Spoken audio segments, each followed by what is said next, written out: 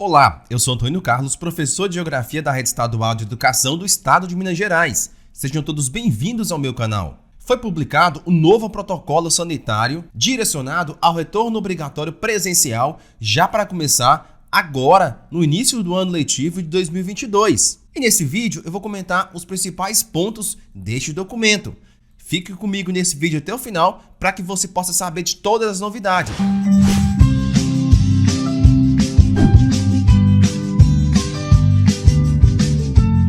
De costume, vou pedir para você que não é inscrito aqui no meu canal ainda, se inscrever. Comente os nossos vídeos, curta e compartilhe para o máximo de professores em Minas Gerais, para que você e eles possam ter todas as informações necessárias com relação à educação aqui em Minas Gerais. Para você se inscrever, curtir, comentar e compartilhar não custa nada, mas para nós que produzimos conteúdos para vocês, é muito importante que você continue apoiando e nos ajudando a crescer o canal e cada vez mais atingirmos vários professores e vários alunos aqui no estado de Minas Gerais. Portanto, eu conto com seu apoio para continuar divulgando o nosso canal. Só lembrando que esse documento do novo protocolo sanitário de retorno às atividades escolares presenciais está na descrição desse vídeo para você fazer o download. Esse protocolo, pessoal, está no contexto da pandemia do Covid-19, na sua 7ª versão, publicado no dia 27 de janeiro de 2022. Bom, anota a 7ª versão do protocolo sanitário de retorno presencial às atividades escolares. Então, pessoal, vamos fazer um paralelo entre a 6ª versão e a 7ª versão, que é a versão atual. Vamos lá. O item 5.0 da versão 6 falava sobre a vacinação de adolescentes em Minas Gerais. E aqui na 7ª versão, nós temos aqui a vacinação de crianças e adolescentes em Minas Gerais, com a inclusão de informações sobre a vacinação de crianças entre 5 e 11 anos de idade. Lá no item 6.0, na versão 6, falava sobre as informações relacionadas à variante Delta. Já agora nós temos a informação sobre a variante Ômicron. Aqui no item 7.1, na versão 6.0, recomendava-se o escalonamento de horário de entrada e saída das turmas. Aquelas turmas ali, para não gerar aglomeração na entrada e na saída, tinha um horário específico de cada turma para entrada ou saída. Ou, quem sabe, até por ano. Ou, quem sabe, até por ensino fundamental e médio, relacionado às entradas, às portas e portões com horários específicos escalonados. Agora, essa situação está revogada aqui na 7ª versão. Portanto, os alunos podem entrar no mesmo horário, todo mundo junto e no mesmo portão. Aqui ainda no item 7.1, na 6ª versão, nós tínhamos o escalonamento que poderia ser realizado conforme o quantitativo de alunos naquela escola e a faixa etária. Agora, recomenda-se o controle do fluxo de entrada e saída da instituição, evitando a aglomeração. Desta forma, obriga-se apenas um servidor ou alguns servidores ficarem ali na entrada e saída dos alunos, controlando o fluxo. Aqui no item 7.2, deve-se orientar todas as mesas, cadeiras da mesma direção, em vez de ficar frente a frente uma para a outra. Aqui esse item foi revogado, portanto as cadeiras voltam naquela situação tradicional que nós já vimos no layout das salas de aula. No item 7.6, limitar o tempo de permanência no local, sendo exclusivo para alimentação, proibir o uso do celular no refeitório. Agora, esse item foi revogado, portanto, os alunos podem ficar na sala de aula no tempo de 50 minutos, normalmente o horário, e também durante a alimentação, no intervalo, no recreio, e também não proibindo o uso do celular. Esse item foi revogado. Também foi revogado o item 7.6, que fica proibido o serviço de self-service durante todo o período de duração da pandemia. O que antes era proibido, agora é livre. O aluno pode se servir naturalmente durante o intervalo. Também foi revogado o item que falava sobre o serviço de buffet, também o manuseio da refeição, que será feito por um funcionário. Nós tínhamos aí o funcionário que ia até a sala, levar a alimentação para aquele aluno, para que ele não aglomerasse durante o intervalo, durante o recreio, lá no pátio ou no refeitório. Agora não, fica revogado. O aluno pode descer na hora do intervalo, e ali se alimentar normalmente, como sempre foi feito. Também fica revogado o item 7.6, que recomendava que os estudantes levassem os seus lanches de casa para a escola. E caso a refeição seja adquirida ou fornecida pela instituição, deverá ser seguido o padrão de retirar e consumir em outro local. Agora não, o aluno pode retirar lá na cantina, no refeitório, e ali se sentar naquelas mesas, né, e ali fazer a sua refeição naturalmente. Também ficou revogado o item 7.6, onde os fornecedores, entregadores e pessoas externas devem somente adentrar no local em horários nos quais não há atendimento ao público interno. Fica revogado, portanto, esses funcionários externos podem adentrar ao local, né, de fornecimento de qualquer material em qualquer horário, tá certo?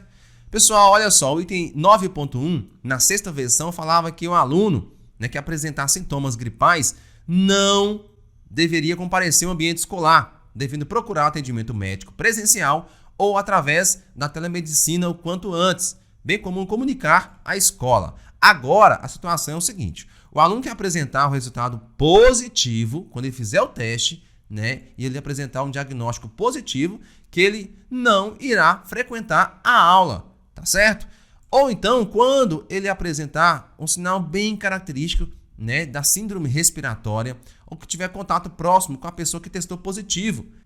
Então, ali não é simplesmente a situação de sintomas gripais, mas sim a situação da síndrome respiratória, ou que apresentar teste positivo, ou que esteve em contato próximo com a pessoa que testou positivo no grupo familiar. Ali ele vai informar a escola, então, e procurar um atendimento médico quanto antes para comunicar à escola. O item 9.1, na sexta versão, também foi atualizado para a sétima versão. Olha só o que ele falava: trabalhadores da educação, né, os servidores, trabalhadores. Falava-se que quando apresentassem sintomas gripais, né, deveriam procurar o atendimento médico, né, e ali o médico iria apresentar um atestado com o número de dias de afastamento. E ali o servidor deveria requerer uma licença de tratamento de saúde, LTS, quando se tratar, é claro, do trabalhador, né, da educação estadual, e deveria ser solicitado um chamado próprio lá no site do RH Responde. Agora, pessoal, olha só, os trabalhadores de educação das unidades escolares que apresentarem resultado positivo no teste diagnóstico, né, da Covid-19, ou que apresentarem sintomas característicos, né, da síndrome respiratória, ou que tiverem contato próximo com a pessoa que testou positivo para a Covid, não deverão comparecer ao ambiente escolar, devendo procurar um atendimento médico presencial ou através da telemedicina. E ele caberá ao servidor informar à unidade escolar o motivo da sua ausência e, se possível, o diagnóstico, né, ali do teste positivo. Pessoal, uma parte do item 9.1 foi revogado. Olha só o que falava: pais responsáveis e cuidadores devem evitar frequentar a escola se possível, para garantir a participação ativa dos responsáveis. Sugere-se que as reuniões sejam realizadas por meio remoto ou via telefone. Agora não, foi revogado. Então as reuniões com os pais, né, responsáveis, cuidadores, podem ser feitas aí, essas reuniões presencialmente, tá certo? Aqui no item 9.2, a suspensão de aulas com base, né, em mais de um caso suspeito ou confirmado. Antes, se nós tivéssemos um caso suspeito ou confirmado, tínhamos a suspensão das aulas. Agora, esse item foi atualizado. Olha só o que ele fala: nas turmas que forem constatados mais de 30% de alunos confirmados, tá? Tem que ter confirmação do laboratório, né, ali para a Covid-19, os alunos pertencentes àquela turma que ficarão afastados por 5 dias corridos, a contar a partir do último resultado. Então, olha só, somente aquela turma daquele aluno que apresentou positivo para o teste de Covid que irá afastar por 5 dias após o teste. Tá certo, pessoal? O mesmo se aplica àqueles professores daquela turma. O item 9.2 também foi atualizado, pessoal. Olha só, os gestores das unidades escolares estaduais deverão seguir as recomendações constantes lá na orientação do serviço, né, do CEPLAG, número 3/2021, de 19 de julho de 2021, que faz relação aos trabalhadores da educação, tá certo? Agora, os gestores, né, deverão seguir as recomendações constantes na Secretaria de Estado de Planejamento e Gestão em relação aos trabalhadores da educação e comuniquem, né, o estado gravídico do servidor. Então, continua aí o gestor informando ao Estado a situação do servidor. Aqui é uma parte confusa, pessoal, porque fala-se somente do informe do gestor à Secretaria de Estado de Educação. Não fala que tem que priorizar o trabalho remoto desse professor na situação que se encontra aí com teste positivo à Covid-19. O item 9.2 foi revogado, fala sobre flexibilizar o uso obrigatório dos uniformes pelos estudantes, garantindo aí a higienização dos uniformes. Portanto, o aluno ele pode ir para a escola sem uniforme e não é necessário fazer a higienização deste uniforme. Aqui o item 9.2 deve se orientar a não realização de reuniões presenciais em locais fechados, priorizando reuniões em locais abertos e com ventilação. Fica revogado esse item. Portanto, a escola pode realizar reuniões presenciais em locais fechados, não sendo priorizadas as reuniões em locais abertos e com ventilação. O item 9.2 fala sobre o limite máximo de acesso de visitantes aos prédios da escola. Antes nós tínhamos um limite máximo de visitantes na escola. Agora não, fica revogado, portanto, livre aí a permanência e o acesso de visitantes aos prédios da escola. O item 9.2 ele foi atualizado, onde falava-se do alocamento de pessoas com a imunidade comprometida, ainda que vacinadas, conforme a possibilidade da instituição e, se possível, em atividades que envolvam menor contato com os alunos ou em atividades híbridas ou semi-híbridas. Agora, pessoal, fala sobre alocar esses trabalhadores com essa imunidade comprometida, ainda que vacinados, conforme a possibilidade da instituição, e, se possível, em atividades que envolvam menor contato com aluno ou grande público. Mais um ponto aqui que deixa várias interpretações, aonde deixar esse trabalhador ou esse aluno que tenha uma imunidade comprometida, em contato com o aluno ou não, e onde deixar, fica a critério da escola.